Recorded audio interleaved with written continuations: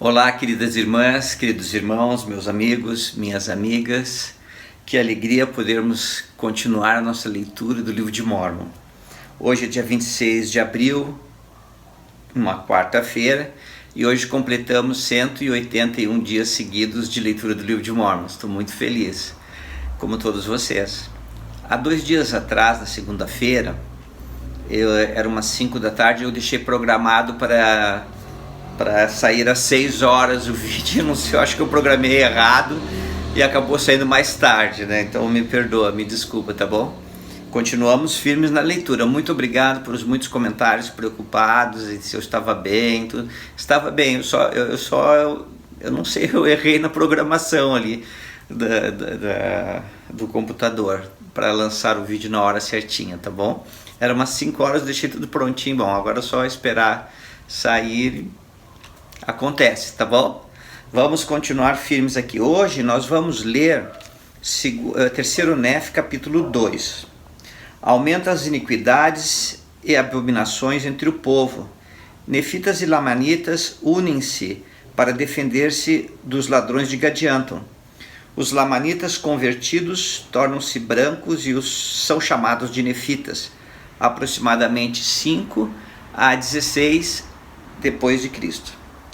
E aconteceu que assim se passou também o 95º ano, e começaram a esquecer os sinais e as maravilhas de que haviam ouvido falar, e admiravam-se cada vez menos com qualquer sinal ou maravilha dos céus. De modo que começaram a ficar duros de coração e cegos de entendimento, e começaram a duvidar de tudo quanto haviam ouvido e visto, supondo falsamente em seu coração que eram obras de homens e do poder do diabo para desencaminhar e enganar o coração do povo.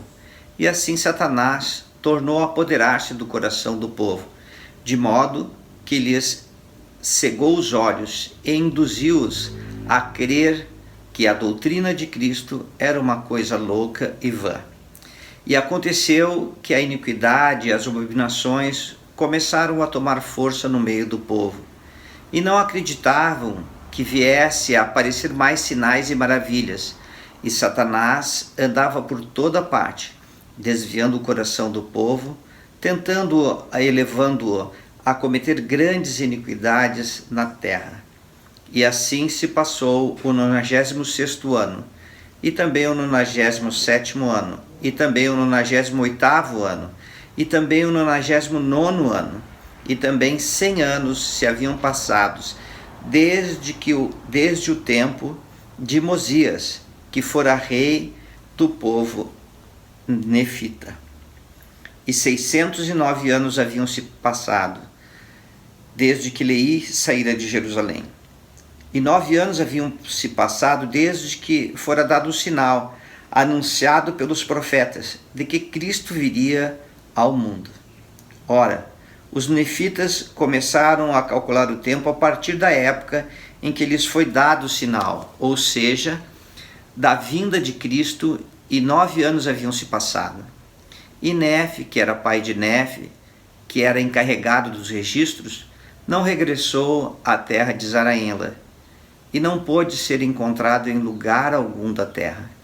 E aconteceu que, apesar das pregações e profecias que lhe foram feitas, o povo perseverou na iniquidade. E assim se passou também o 10º ano. E o 11º ano também se passou em iniquidade.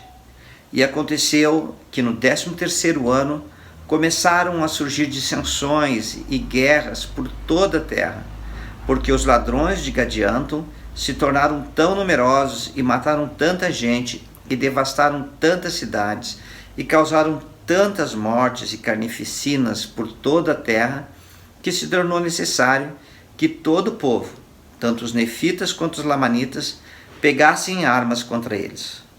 Portanto, todos os lamanitas convertidos ao Senhor se uniram a seus irmãos os nefitas e viram-se obrigados a pegarem armas contra os ladrões de Gadianton, pela segurança de sua vida e de suas mulheres e filhos. Sim, e também para garantir seus direitos e os privilégios de sua igreja e de sua adoração e sua independência e sua liberdade. E aconteceu que antes de terminar o 13º ano, viram-se os nefitas ameaçados de completa destruição em virtude desta guerra que se havia tornado extremamente séria. E aconteceu que os lamanitas, que se haviam unido aos nefitas, foram contados com os nefitas, e a maldição foi retirada deles, e sua pele tornou-se branca como a dos nefitas. E seus filhos e filhas tornaram-se sumamente belos e foram contados com os nefitas, sendo chamados de nefitas. E assim terminou o 13º ano. E aconteceu que no princípio do 14º ano, a guerra continuou entre os ladrões e o povo de Nefe, tornando-se extremamente penosa. Não obstante, os nefitas obtiveram algumas vantagens sobre os ladrões, de modo que os rechaçaram de suas terras para as montanhas e para seus esconderijos. E assim terminou o 14º ano, e o 15º ano eles avançaram novamente contra os nefitas. E por causa da iniquidade do povo de Nefe e de suas muitas contendas e dissensões, os ladrões de Gadianton obtiveram muitas vantagens. E assim terminou o 15º ano. E assim o povo passava por grandes aflições, e a espada da destruição pendia sobre eles, de modo que estavam prestes a ser atingidos por ela, e isso em virtude de sua iniquidade. E assim nós concluímos mais um capítulo do livro de Mórmon. Eu fico pensando que eles estavam passando por um período tão difícil, a terra infestada de ladrões que matavam, assassinavam, roubavam, pilhavam, e a aflição das famílias ao verem seus filhos se passando para o lado dos ladrões de Gadianton. E realmente era um período de muita dificuldade. Mas fico pensando que eu e você também vivemos num período de vida muito difícil. Mas nós temos alguns recursos maravilhosos.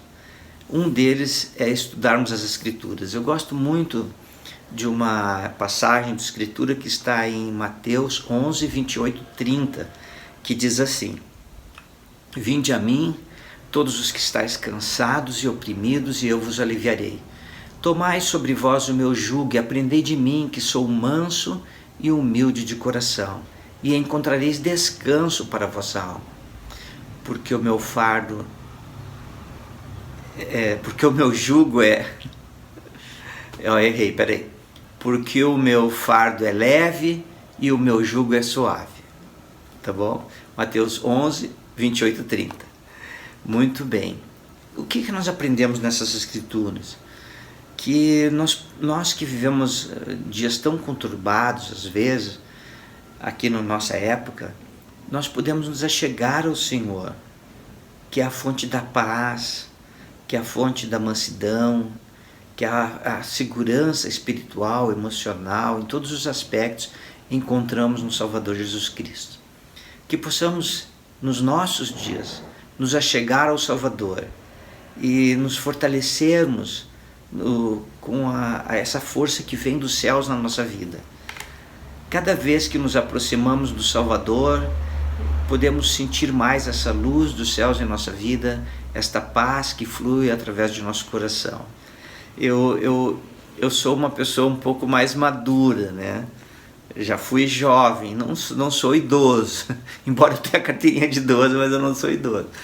Eu vejo assim, né, para muitos de vocês que são da minha idade, como é bom viver em paz, como é extraordinário sentir paz no coração, no nosso dia a dia, e almejamos isso, ansiamos por isso.